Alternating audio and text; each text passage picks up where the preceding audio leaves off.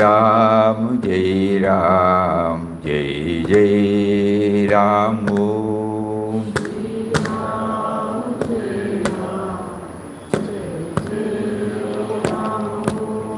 Shri Ram, Jai Ram, Jai Jai Ram. Om.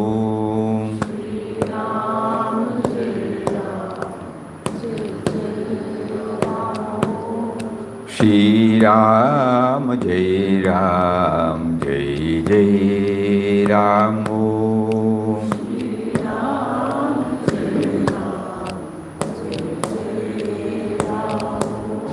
Shri Ram, Jai Ram, Jai Jai Ram. Om.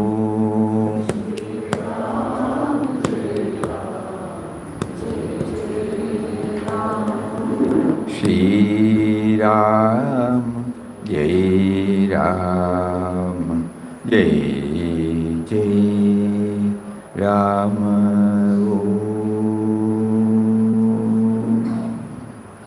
Om Shri Ram, Jai Ram, Jai Jai Ram. Hari Om to everybody.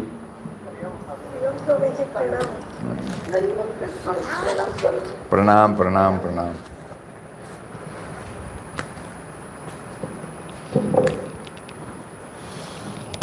So for the past 2-3 days,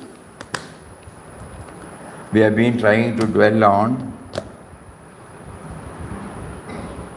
the question raised, how to become one with Him.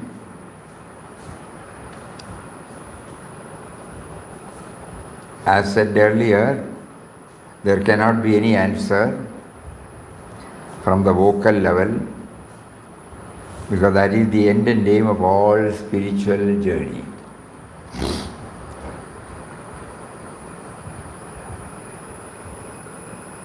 It is past thoughts, therefore it cannot be explained. But at the same time, the outer guidance will definitely take us to some extent, from where it is purely an inward journey.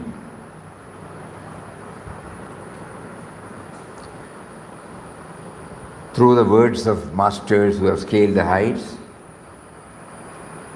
we are trying to equip our equipment, empower our equipment, enable our equipment to take to this inward journey.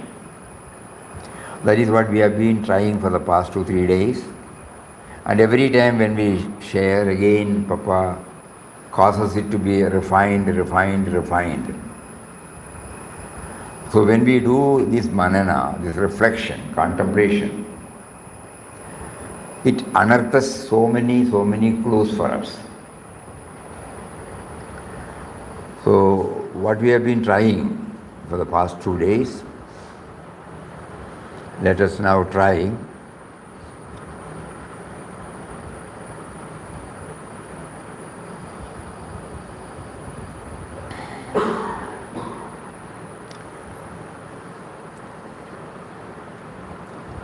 how to become one with Him is the natural yearning or cry of every serious devotee.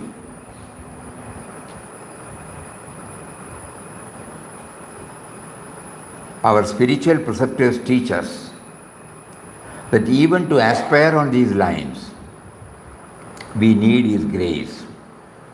So devotees can take it that through this inner urge to move towards Him, God is preparing the bhakta to connect himself or herself totally with Him. So that much encouragement we get from Him. Because the end and aim of all spiritual discipline is what is now brought out in the form of this question.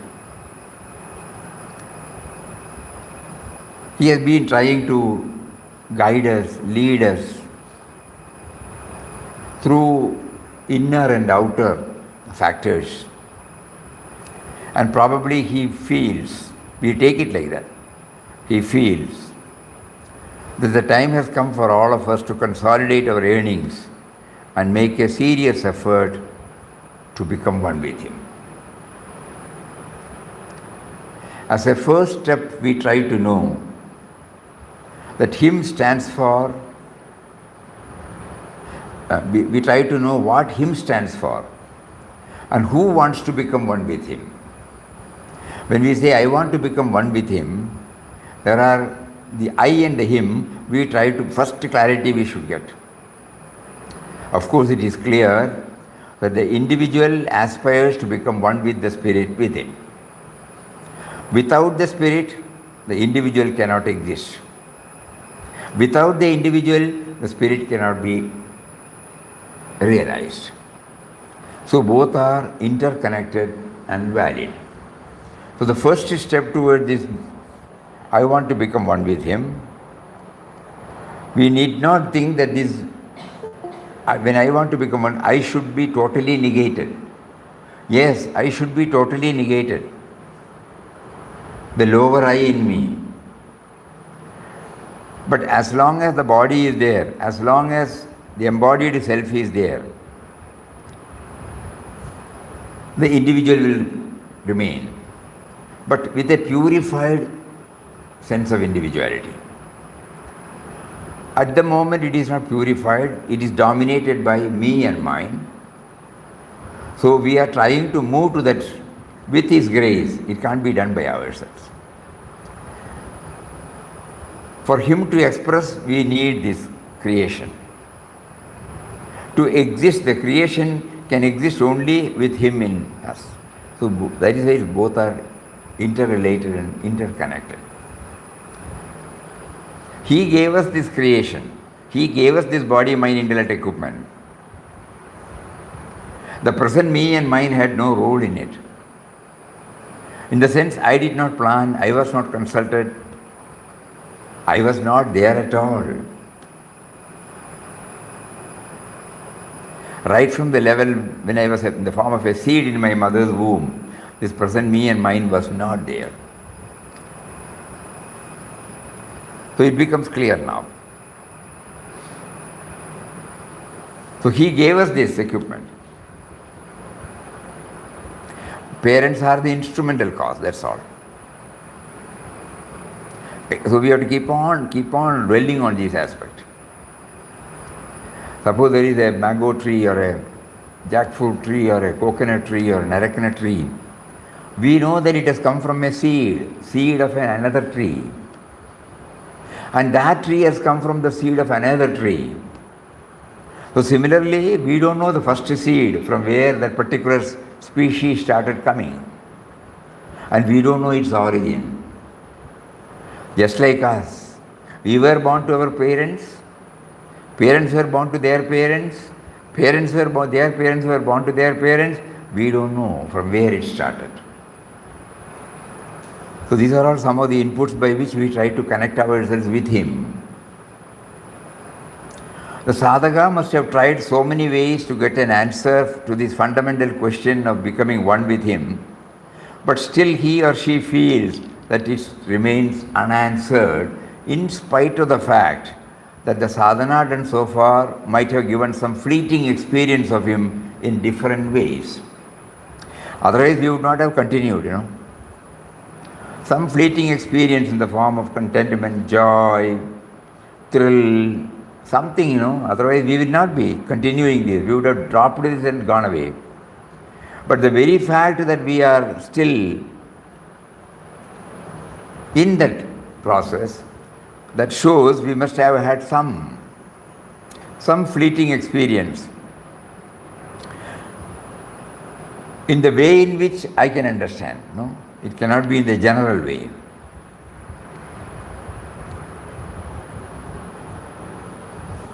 These promptings direct the sadhaka to intensify his efforts to become one with Him through either vichara marga or bhakti marga or a combination of both.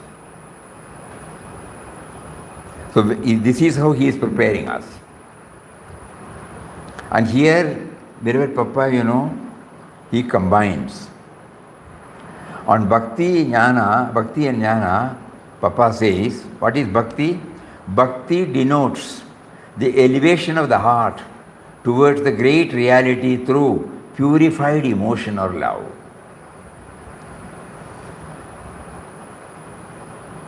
Jnana is the awakening of the intellect to the consciousness of the indwelling truth through discrimination, dissociation.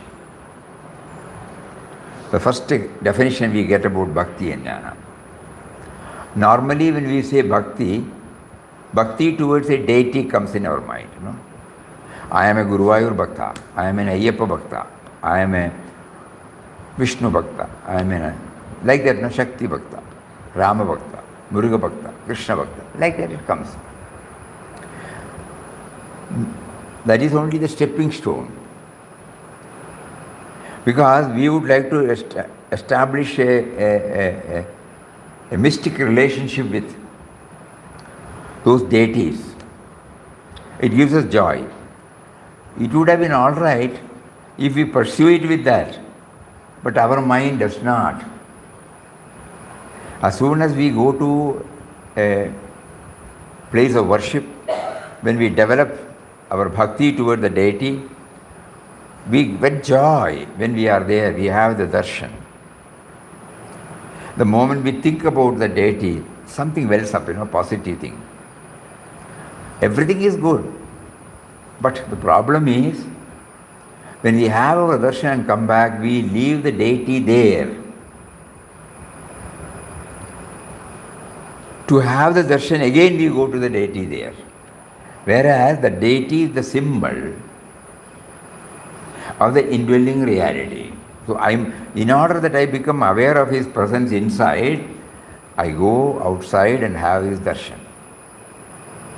Same bhakti relationship can be maintained with the same deity, provided I try to bring him or make him stay with me, whether I go to that particular temple or not.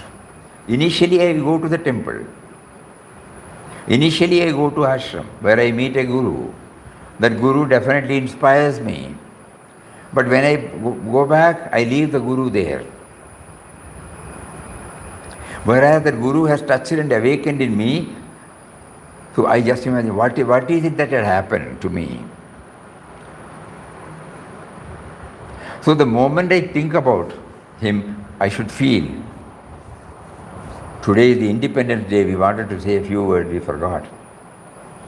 Because suddenly we remembered Vinobaji's words. So this is the day on which we all mentally feel elated, because we go back to our childhood days when how we were with the flag, were celebrating it in our school, in the place where we stay. There will be a lot of cultural activities. Morning we go, the hoisting the flag. So hoisting the flag, yes. Swami Chidanji Maharaj used to say, hoisting the flag, two things it reminds. Here it stands for Bharat Mata. And suddenly it wells up in our mind. All of us are enjoying the freedom today because of the tremendous sacrifice done by innumerable people. Some we know, like Mahatma Ji or so many such national leaders, but there are innumerable people whose name we don't know, but who have sacrificed their very life for getting India freed. So on this day, mentally we prostrate before all those. And by that they taught us that for the sake of an ideal, what is needed is sacrifice. There is no personal interest involved there. For a greater cause. We started thinking in terms of me and mine. But that is possible only because of the ambience now provided in the name called freedom. Papa used to say, freedom is not license, it's a responsibility. It is not a license to do anything, but it is a responsibility.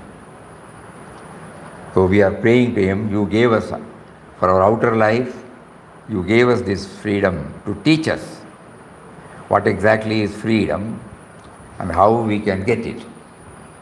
We are, though outwardly we are free, inwardly we are not free.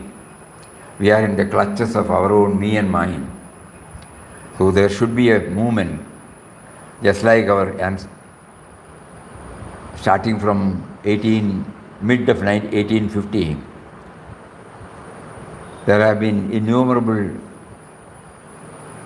Tyagis who have done their might for the ultimate fruition on 15th August 1947. So, similarly, we also have to do something to free ourselves from the bondage in which we ourselves got caught. So this when we celebrate our freedom as a spiritual aspirant, it is a reminder to us that outwardly we are no doubt free as a citizen outside, but at the same time inwardly all of us are still, or most of us are still,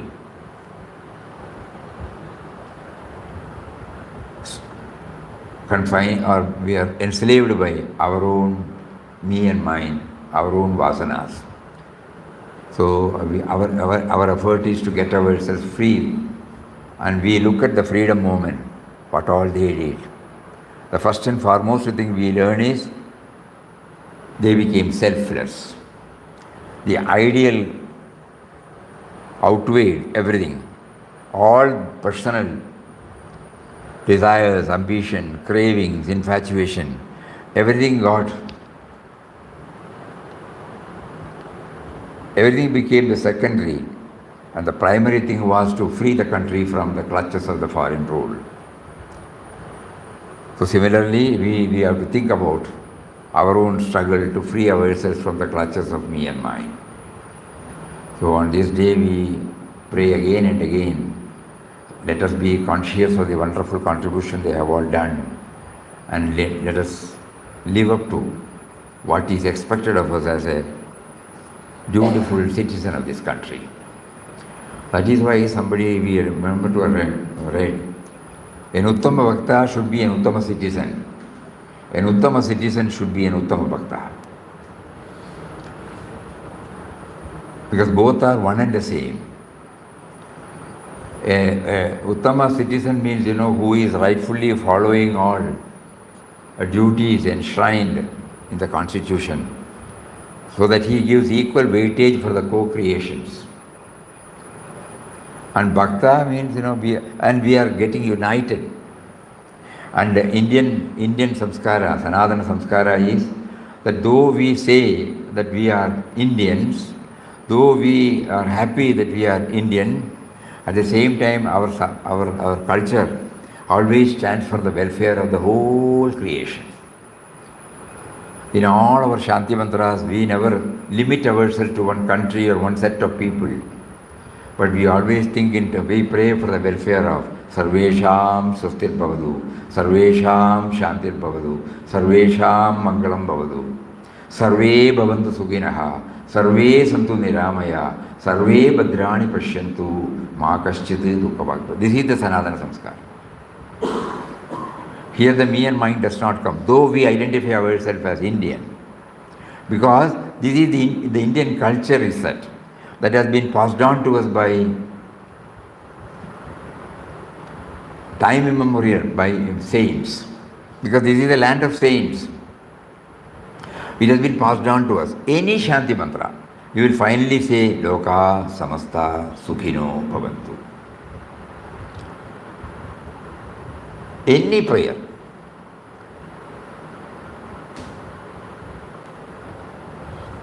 So when we try to pray, we not only pray for the welfare of others, but tacitly or impliedly we just remind ourselves of the holy culture this great land has given to us.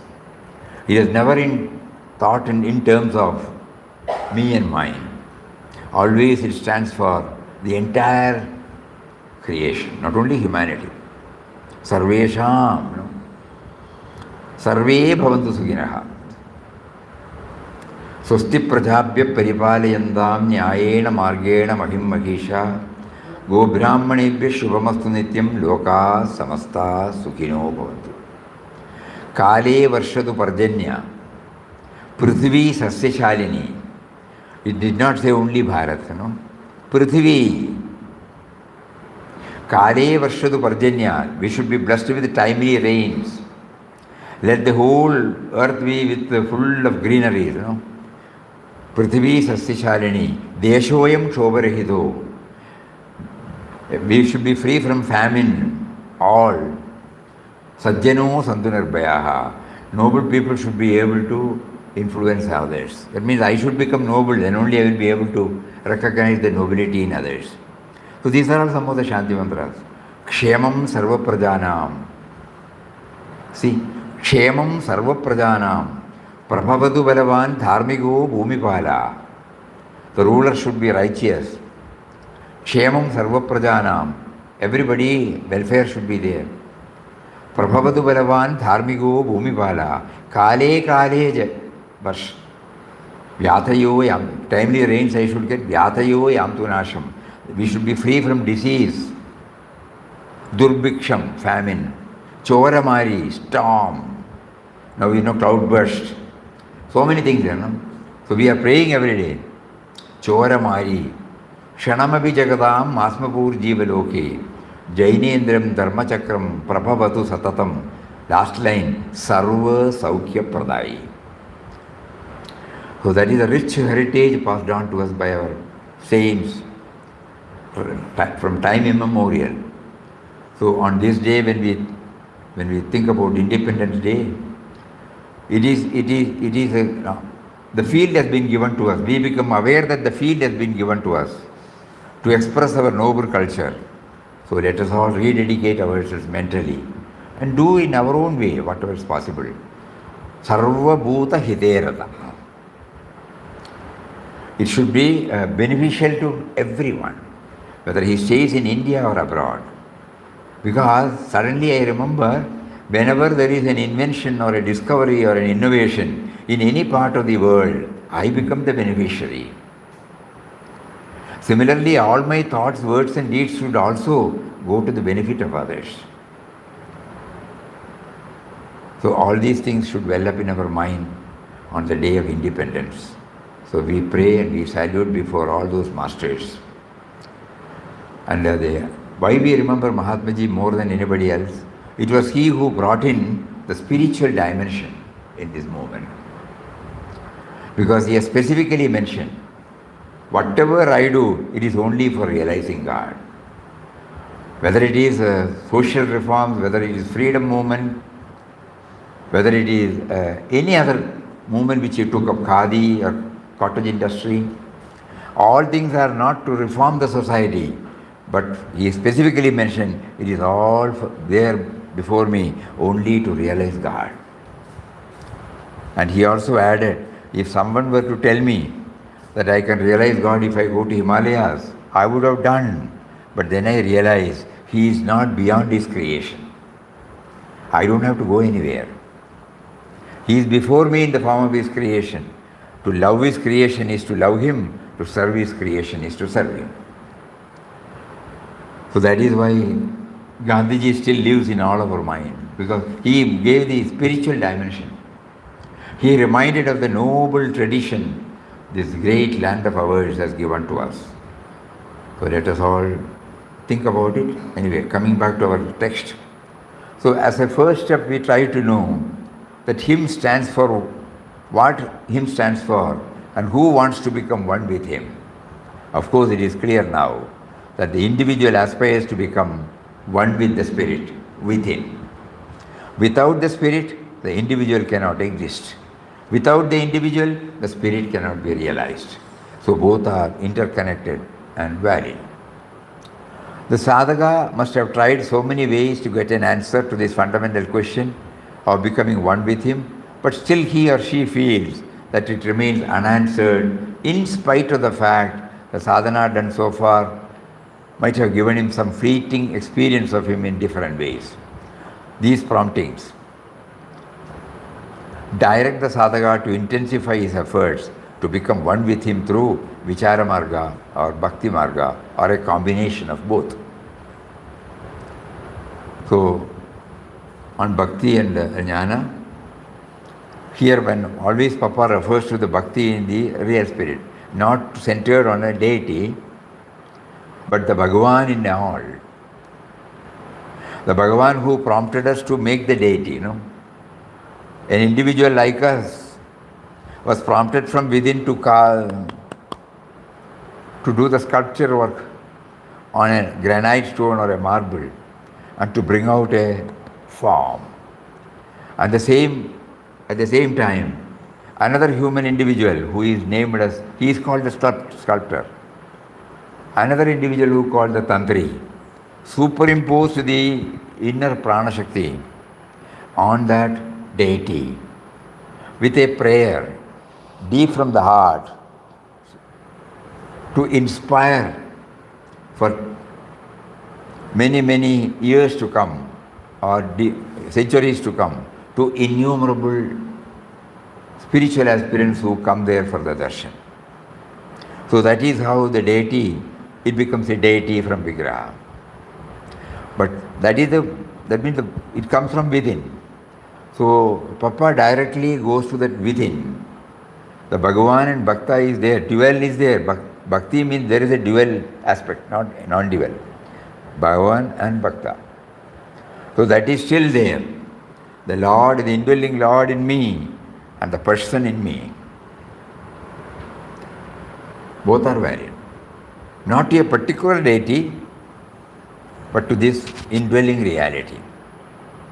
So Bhakti denotes the elevation of the heart toward the great reality through purified emotion or love.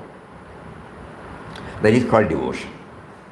Jnana is the awakening of the intellect to the consciousness of the indwelling truth through discrimination and dissociation. Jnana, the knowledge of Atman, liberates the bound soul from the various vicious cycle of births and deaths and grants him unchanging and eternal bliss and peace. It is then the higher bhakti, which is termed parabhakti, dawns on him. This is the summit of God realization. With jnana as the background, the devotee beholds the entire manifested universe as the supreme image of his beloved Lord. So here the word, kindly note, with jnana as the background. All creatures, beings and things in the universe are looked upon by him as the very forms of his Lord. He feels and sees the Lord's presence everywhere. His sense of duality has completely vanished. Though he continues to remain as a devotee. That is the beauty. Bhakti is the root, Vairagya is the trunk, Jnana is the flower, and Parabhakti is the fruit. In Parabhakti, Purusha and Prakriti are realized as one. So this is how Papa combines Jnana and Bhakti. This combination of Jnana and Bhakti enabled him to scale the heights and get stabilized in it. Thus, beloved Papa combines both Bhakti and Jnana to progress on the spiritual path, which would ultimately result in becoming one with him and then look at the world through Parabhakti, universalized vision. Through the path of knowledge, the indwelling Lord first makes the devotee equip the intellect with all that is needed to pursue the path so that it can realize him.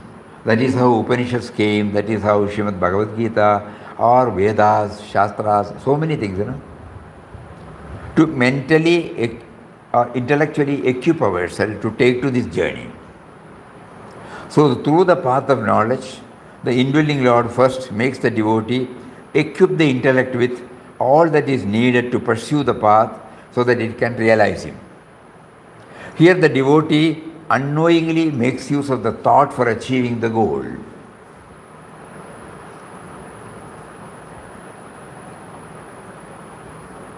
That is where the problem lies.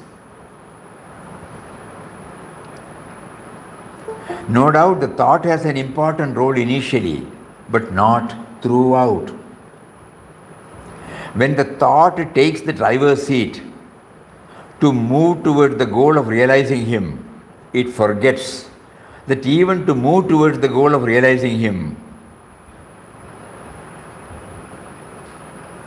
It forgets that even the urge to know him is itself caused by him only. And therefore, the starting point to reach the goal itself is the ending point.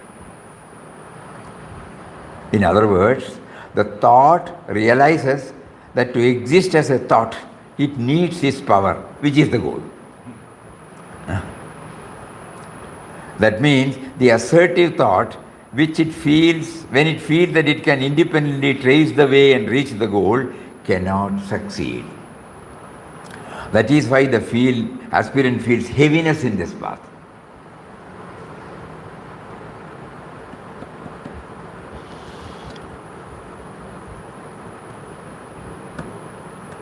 Whatever that has been imparted to us by the spiritual preceptor, whatever that has been touched and kindled in us through scriptures, we try to assimilate, absorb, and then take to inward journey with the help or with the vehicle called the thought. So that is in the driver's seat. And it is in search of the power. It takes us to so many things. These words are there in Kenopanishad, in Kathopanishad, in Vivek Chudamani, in Atmabodh, in Tattvabodh, in Srimad Bhagavad Gita. Like that, it keeps on driving to understand. We don't reach anywhere, excepting there is some intellectual satisfaction or thrill, because that which motivates the thought is the goal to be achieved. That is why we feel, in spite of that, where am I? In spite of knowing, where am I? In spite of the disciplines I have undergone, where am I? No? Whereas in the path of bhakti, there is a sweet relationship between the bhakta, the individual, and Bhagavan, the spirit. The bhakta always feels that Bhagavan is nearer to him, guiding, protecting, leading him at every stage. Because bhakti starts with faith, It is not rationalizing everything.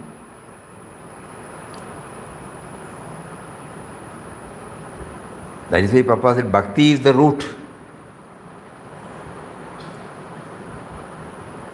So faith in the words of masters, faith in the words of scriptures, faith in the words of everything. That he is there, he is there, he is there within me. I have not realized, but I have got that faith.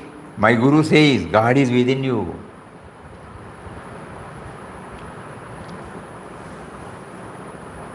Swami Vivekananda used to quote often from one Upanishad, Shunvandu Vishwe Amritasya Putraha. Hey, please hear. He says, you are all heirs of immortal bliss. You are not a pauper. You are the heirs of immortal bliss. So these words, inspire us. It gives us the faith. So the bhakta always feels that Bhagavan is nearer to him, guiding him, protecting, leading him at every stage. The bhakta becomes aware of the 4 stages in spiritual journey. Nearness of him first, feeling his presence within, feeling the presence in all, and finally to become one with him. So the first step is to feel the nearness of him. That is why we do nama chanting, bhajan, glorifying, kirtayanto mam, to glorify him. All these things I do to first feel the nearness of him. And we have been promised that when we try to, through daily communion with him, we talk to him every day.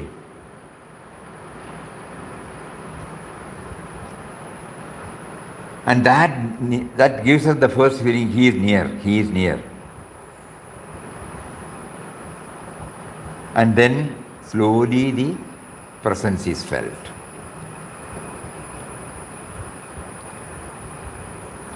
There whatever through jnana he has given, it helps us. That is why Papa said, with jnana as the background, with jnana as the background, the devotee beholds the entire manifest. So the bhakta becomes aware of the four stages. Hence the path of devotion is relatively easy because it makes the aspirant feel safe in him. There is therefore no heaviness. Virat Papa deeply cherished his relationship with this power, whom he addressed as Ram. He thus explained his experience. Ramdas is like the river Ganges, which, having reached the ocean, still flows towards it.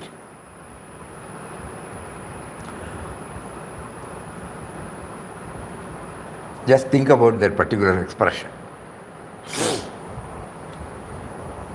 When we were learning history or something, we have all seen this geography, Brahmaputra, how Ganges comes, Yamuna, and then they join the ocean. But still it is flowing, From time immemorial it is flowing. Just because I have put this in the ocean, it doesn't stop. We look at the rivers in our own place. When the river joins, it loses its separate identity, but the fact remains that the river still continues. This is the relationship which Papa, when he saw it outside, he could feel it, yes. There is a joy in joining,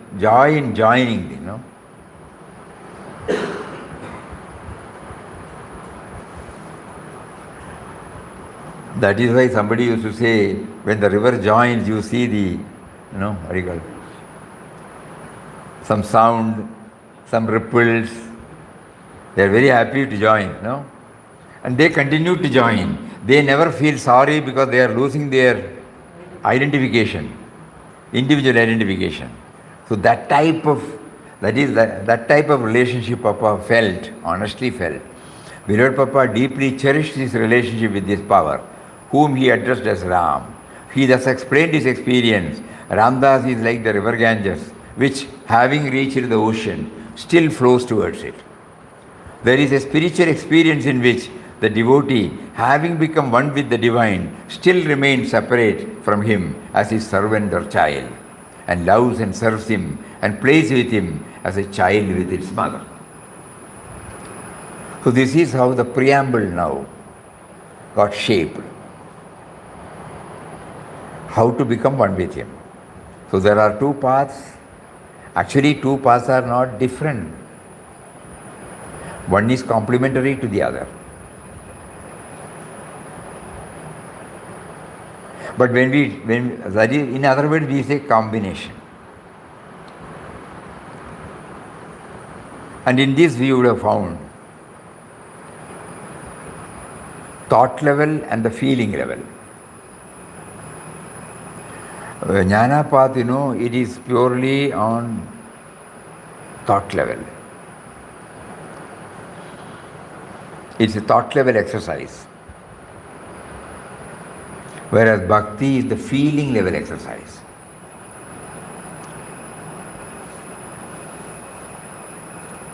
Feeling is the expression of God. Thought is not. Because thought refers to anything outside that reality. Whereas feeling, you develop a feeling for others, compassion. It is not a product of any thought. It is spontaneous.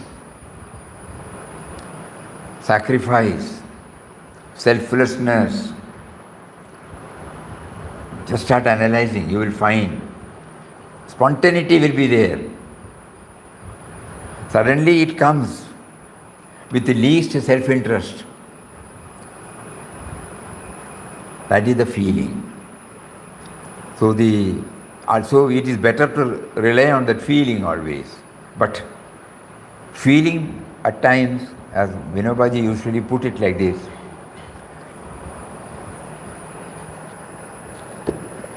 he clearly defines about this jnana and bhakti.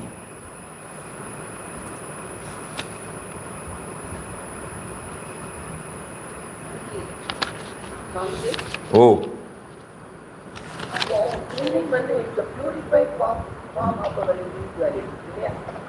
for feeling you require a form. Form?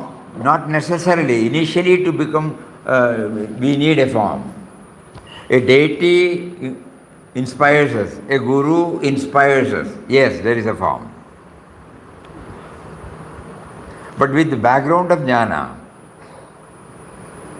the same deity or the guru stands for the ideal that is represented through that form. And the ideal has no form. Please think about it. The ideal he embodies, that is the one which touches and kindles in me, but I am not aware of it. I am carried away by the attraction to the form. Then I miss the ideal.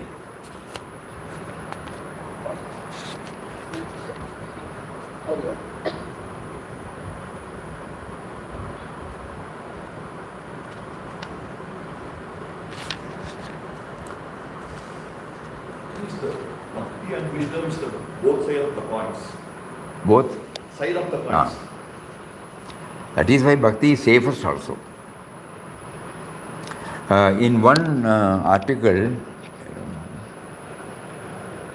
he says, bhakti is like the water. Jnana is like the soap. To cleanse our body, we need soap. But by soap itself, we cannot do that. We need water, and then we apply the soap. But with water itself, with the help of water itself, we can cleanse to a very great extent. The warmth of bhakti is needed. But at the same time, jnana is also needed. It has got its own place. He puts it in a beautiful form.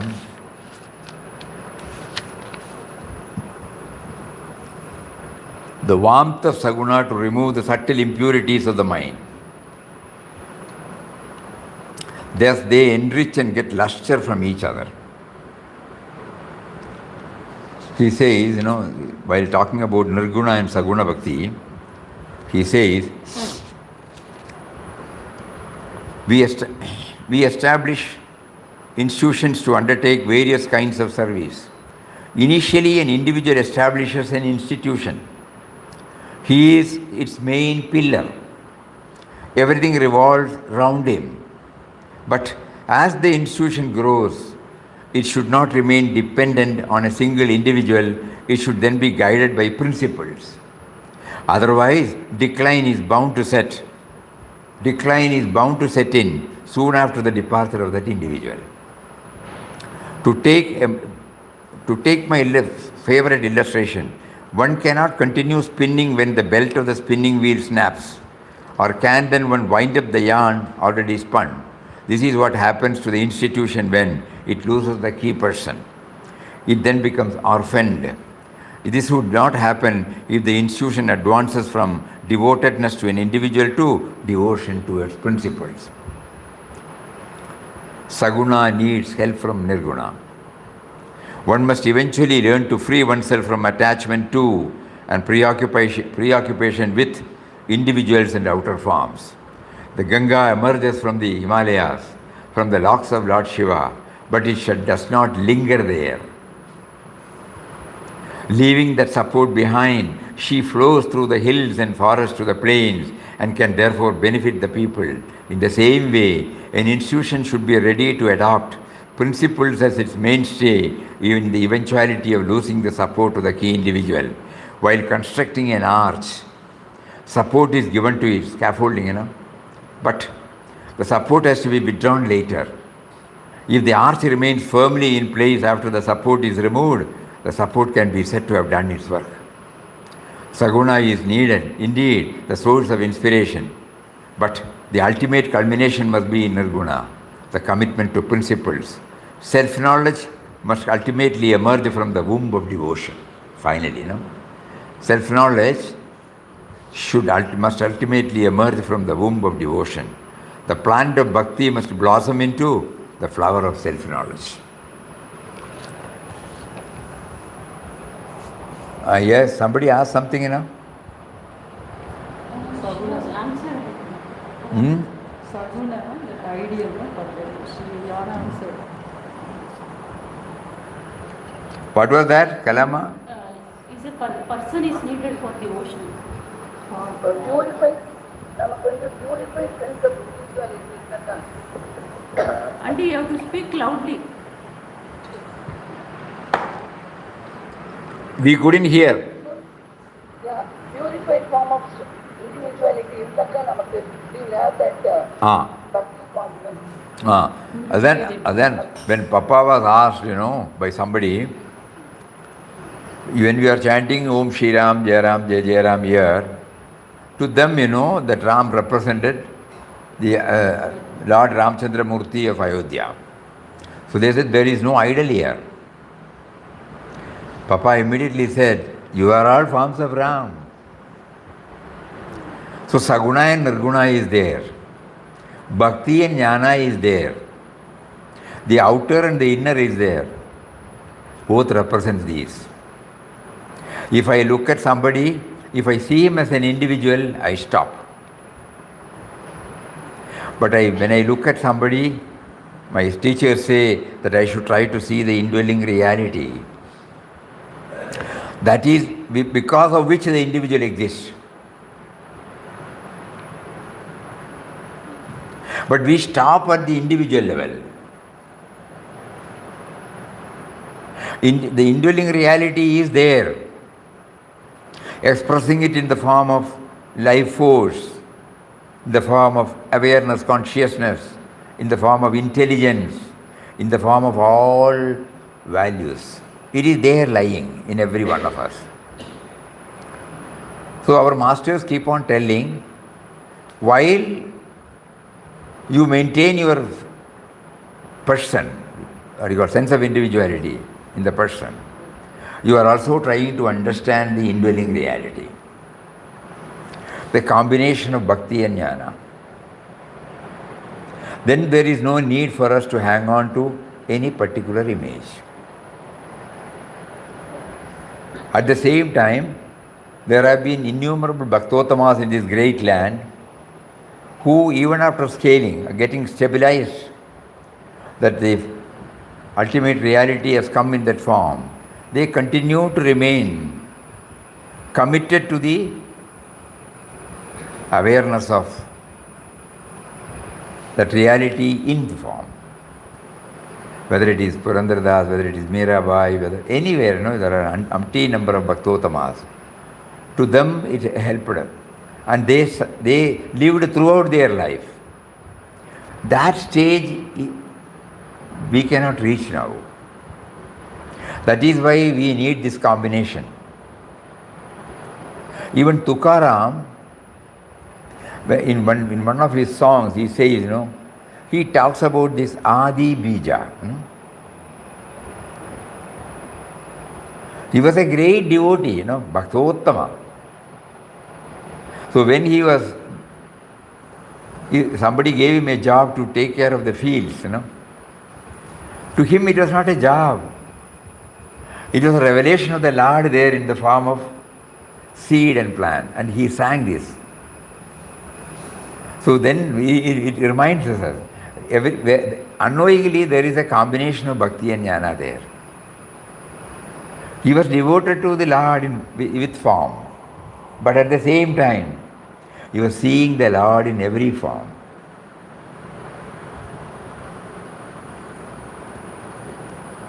So ours is now, God has given us that, no? That is why we go to temples with all our faith. We stand there in queues for hours together. We spend a lot of money and time to reach there. Everything is there. He has given all these things. The only things what we have to do is, when we have our darshan, we should not leave him there. He is the indwelling spirit whose presence I was not aware. Now he has facilitated me to make me aware by bringing me here and making me to have his darshan. He has been with me, he is with me, he will ever be with me. Is that clear? Yes, Swami, yes. Thank you, Swami. Thank you. Anything else?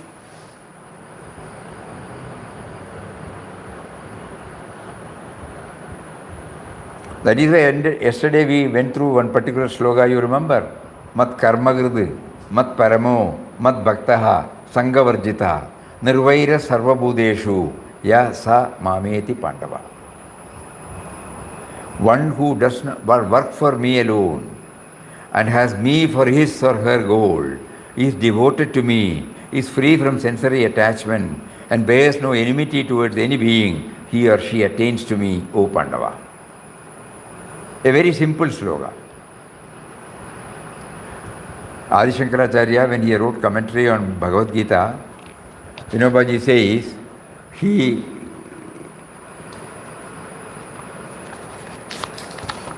his own words, the Lord has himself told us that in the last verse of his chapter, that is in 11th chapter, 55th sloka, this is the last sloka. Mat karmagrid, mat paramo, mat bhaktaha, sangavarjita, nirvaira sarvabhudeshu ya sa mameti pandava. That means, in the last verse, how to do it, how to make it a reality, how this can come about. Shankaracharya has in his commentary called this verse the quintessence of the Gita.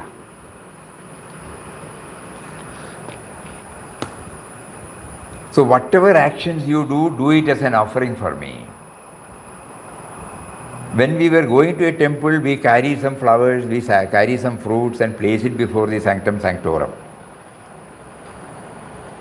That is how Lord teaches us. But here he wants to broaden the sphere. All actions, whatever actions, do it as an offering for me. You are working in an office, treat that as serving the Lord. Working in the household, you are serving the Lord. It is a fact. If the whole universe is his form, any work that one does is service to him. That is called mat karma girde. You transform all your activities as activities offered to me. At home, in the office, with friends.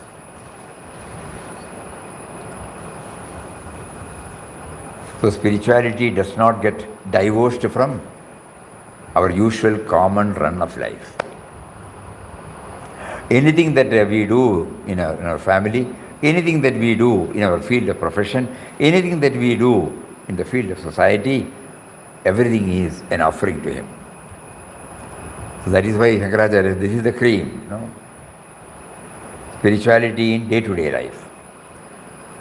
If the whole universe is keep me as the supreme goal, everything else is secondary and God is the primary goal. That is why those who keep God as the supreme goal don't go to ecstasy when they get a little remark of appreciation, a little title, a little promotion. These are nothing. God is testing us through that, whether you are carried away by it. Because when a promotion comes to me, as a spiritual aspirant, we are not addressing others. As a spiritual aspirant, we always feel God gave me the sense of individuality. God is giving me the life force to sustain. God is giving me the consciousness through which we can effectively handle everything. God is giving me the intelligence to develop the expertise or skill in my work. God is providing me a field through my field of employment, through a field of family, through the field of society, and then I am paying back to him.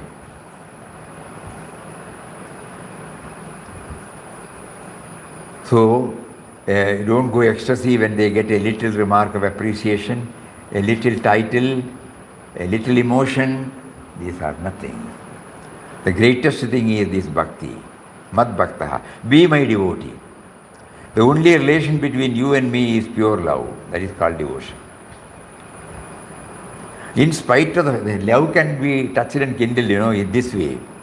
In spite of the fact that I do not recognize you, in spite of the fact that I have not remembered you, in spite of the fact that I have not dedicated anything to you, so far I have been thinking only about me and mine, still you have not left me.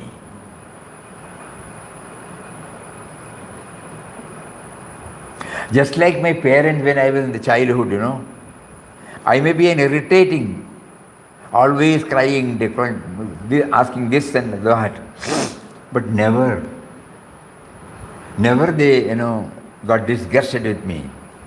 You might all remember that old man and the son. Some blind. An old man was living with his son. His vision was not becoming well. I mean, it was becoming blurred. So he cannot move independently out, that's all. So there is a lawn outside his house. There is a bench there. So every day evening, with the help of his son, he goes and sits. He cannot read. He can read. It's difficult, but not like what we read, how we read. So the boy was reading something, He heard the chirping of a bird. So he asked him, "What is that?" So he said, "It's a bird." Some name he said. After some time again the chirping. Again he asked, "What is that?" So this time the son said, "I told you, it is the bird." After some time, again the bird came and produced the sound. He asked, "What is that?" "Did I not tell you?" He got irritated.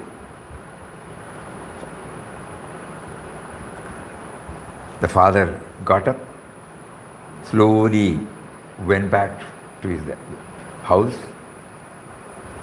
After some time, he brought a diary.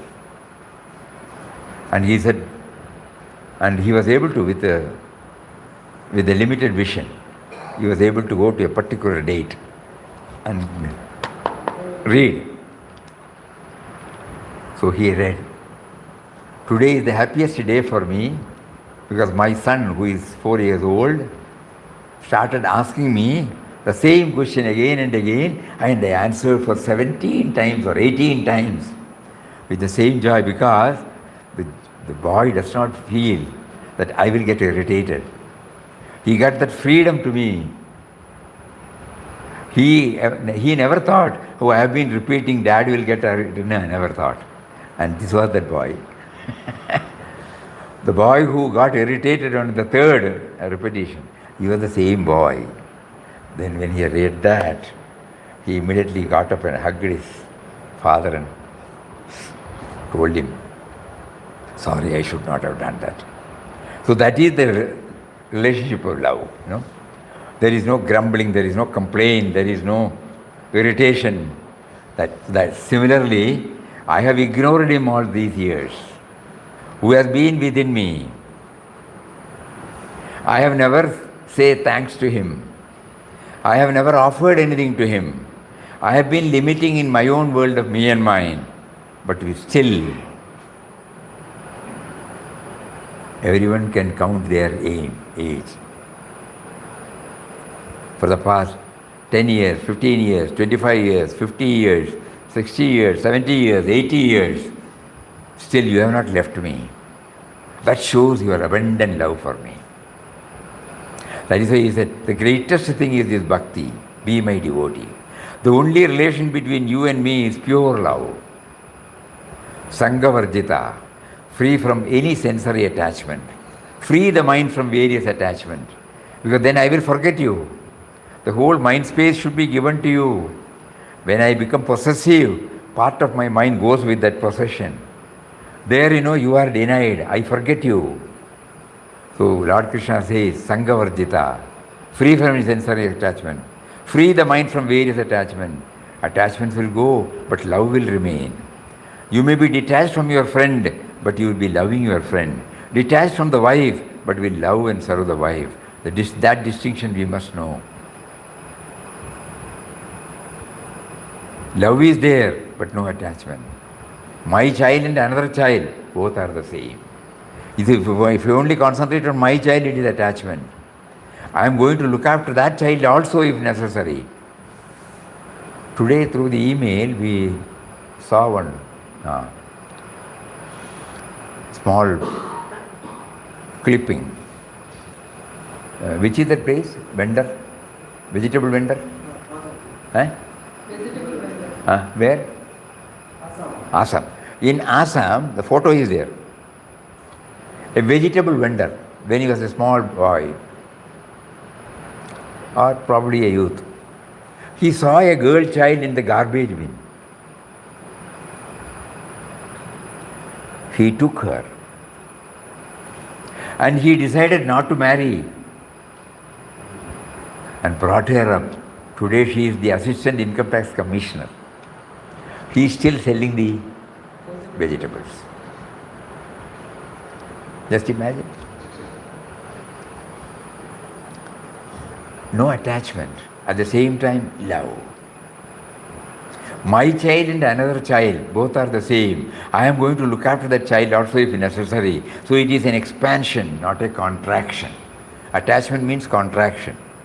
Expansion, where you accommodate everybody. Not that you renounce anything.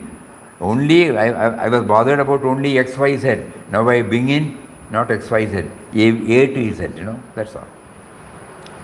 It is so without any attachment, but with only pure love. Then comes the important teaching of jnana and bhakti, nirvairam sarvabhuteshu, with no hatred towards any being. There is no difficulty about why should I hate? There is the same self in all beings. A little thinking will give us that conviction. He who is such person become one with me. How to become one with, they are trying. So through bhakti, this is how he develops it. So about the other path, we will try to dwell on it tomorrow. So let us again and again, we are repeating it again and again, so that it becomes clearer and clearer to us. The moment we go out of this session, in whatever way it is possible, we can keep on trying to translate this into silently. In our mind, we will try to develop all these things. Nirvairam sarvabhuteshu. Hari Om, Hari Om. Om Shri Ram, Jai Ram, Jai Jai Ram. Om Shri Ram, Jai Ram, Jai Jai Ram. Om.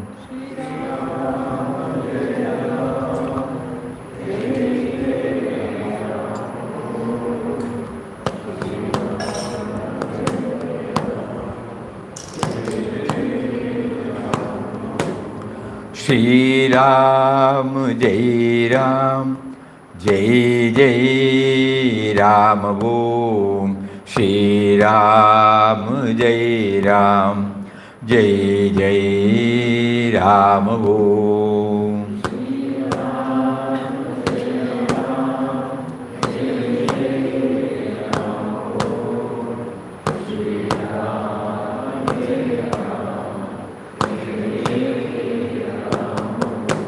Shri Ram, Jai Ram, Jai Jai Ram. Om.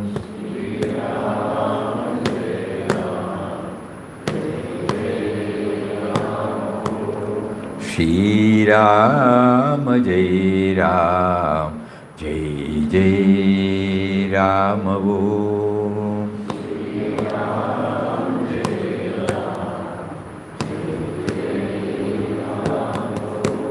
Shri Ram, Jai Ram, Jai Jai Ram. Om.